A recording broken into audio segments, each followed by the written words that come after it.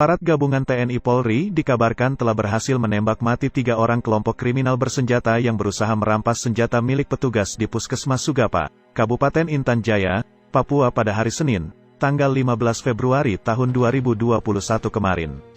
Ketiga orang yang berhasil dilumpuhkan oleh timah panas itu diduga kuat terafiliasi dengan organisasi Papua Merdeka yang kerap membuat onar di Sugapa, Intan Jaya, Papua.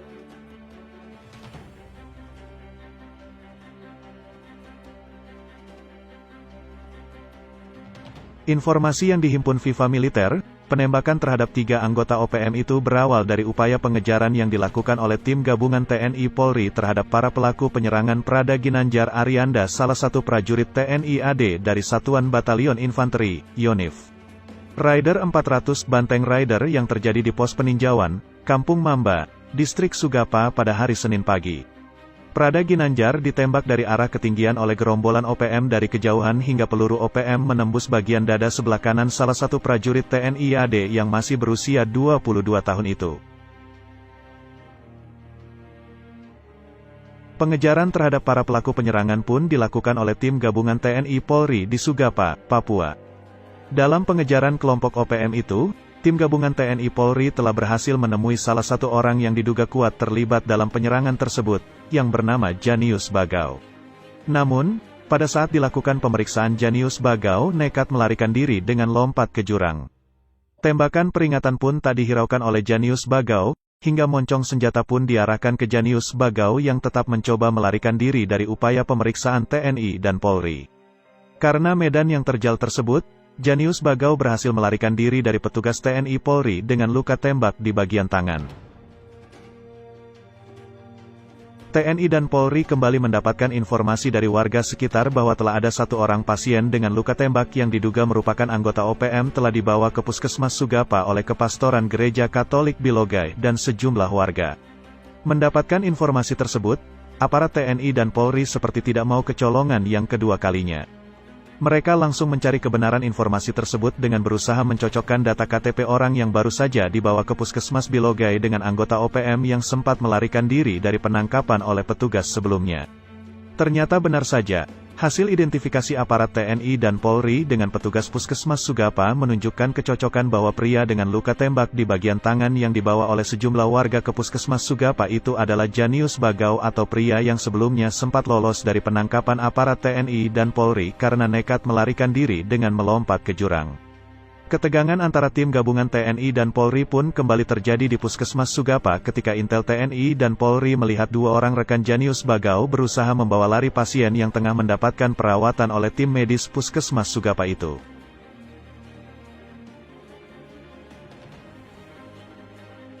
Alih-alih menyerahkan diri, 2 orang rekan Janius Bagau melakukan perlawanan terhadap petugas yang saat itu melakukan penjagaan. Mereka berusaha merampas senjata petugas dengan sangat berani. Namun dengan sigap aparat pun langsung menembak ketiganya hingga tersungkur tewas. Kepala Penerangan, Kapen, Komando Gabungan Wilayah Pertahanan, Kogab Wilhan, 3, Kolonel ZIGN Suryastawa saat dikonfirmasi membenarkan kejadian tersebut. Menurut Kolonel Suryastawa, tindakan terukur terhadap ketiga orang kelompok kriminal bersenjata di Papua itu dilakukan karena mereka melakukan perlawanan saat akan ditangkap oleh tim gabungan TNI dan Polri. Kapen Kogab Wilhan 3 itu juga menegaskan penindakan terukur terhadap ketiga orang tersebut dilakukan setelah dipastikan bahwa mereka adalah bagian dari kelompok kriminal bersenjata OPM yang kerap kali melakukan aksi teror terhadap masyarakat dan aparat keamanan di wilayah Sugapa, Intan Jaya, Papua. Setelah dicocokkan dengan identitas dan beberapa barang bukti lain seperti surat pernyataan perang oleh KKSB, dipastikan ketiganya merupakan anggota dari KKSB yang selama ini sering melakukan aksi teror dan penyerangan terhadap masyarakat. Beberapa waktu belakangan ini Papua kembali menjadi sorotan seluruh rakyat Indonesia. Perlawanan gerakan separatis bersenjata atau yang biasa dikenal dengan sebutan Organisasi Papua Merdeka, OPM, semakin brutal. Bahkan, kelompok bersenjata itu tidak segan-segan membunuh rakyat sipil dan prajurit TNI yang bertugas di bumi cendrawasih itu. Dalam catatan Viva Militer sejak Januari tahun 2021, sudah 3 orang prajurit TNI AD menjadi korban keganasan OPM. Pertama, Prada Agus Kurniawan, anggota dari Satuan Batalion Infanteri, Yonif, 400 Banteng Rider Kodam 4, Diponegoro. Prada Agus tewas setelah terlibat kontak senjata di Kampung Titigi, Distrik Hitadipa, Intan Jaya pada tanggal 10 Januari tahun 2021 lalu.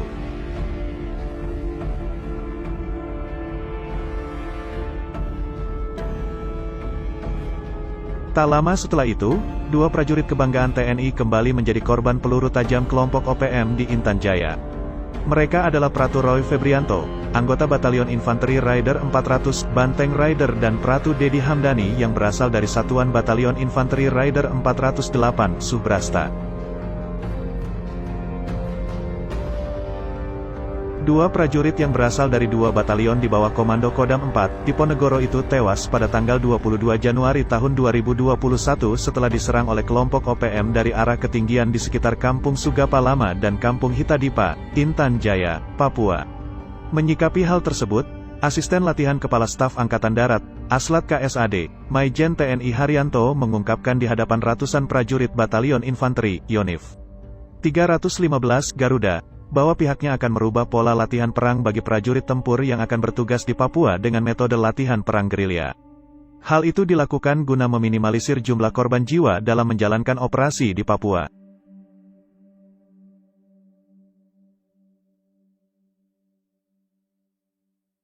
Dengan banyaknya korban di tempat tugas, selaku asisten latihan saya membuat perubahan latihan untuk personel yang melaksanakan tugas. Sehingga personel mulai Januari melaksanakan latihan yang menggunakan metode baru, kata Maijen TNI Haryanto dikutip Viva Militer dari keterangan resmi Penrem 061, Surya Kencana, Jumat, tanggal 5 Februari tahun 2021. Dia menambahkan, latihan yang akan diselenggarakan ini bukanlah latihan reguler, melainkan latihan yang memang dikhususkan untuk perang gerilya, dan wajib diikuti oleh semua personel TNI AD. Latihan perang gerilya perlu ditingkatkan lagi. Jangankan kita, Amerika sendiri di Vietnam hancur, makanya perlu latihan taktik perang gerilya yang harus dikuasai oleh semua personel. Kita harus menguasai pengenalan karakter orang Papua, OPM, baik cara budayanya, cara mencari makan dan cara mereka bertahan hidup, sehingga tugas akan berhasil apabila kita menguasai kultur mereka, ujarnya.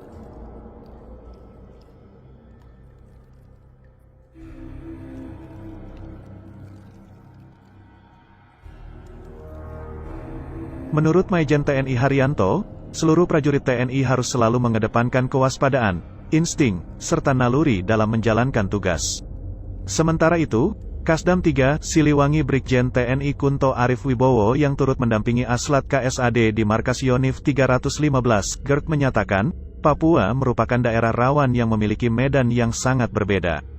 Sehingga, prajurit tempur TNI AD yang mendapat julukan pasukan setan itu diwajibkan untuk berlatih dengan keras sehingga dapat menyesuaikan situasi di medan operasi dalam menghadapi kelompok bersenjata OPM. Terima saja latihan yang akan kalian terima, seperti apapun bentuknya. Karena itu yang akan kamu bawa di sana nanti. Senangi latihan, senangi pekerjaan, sudah.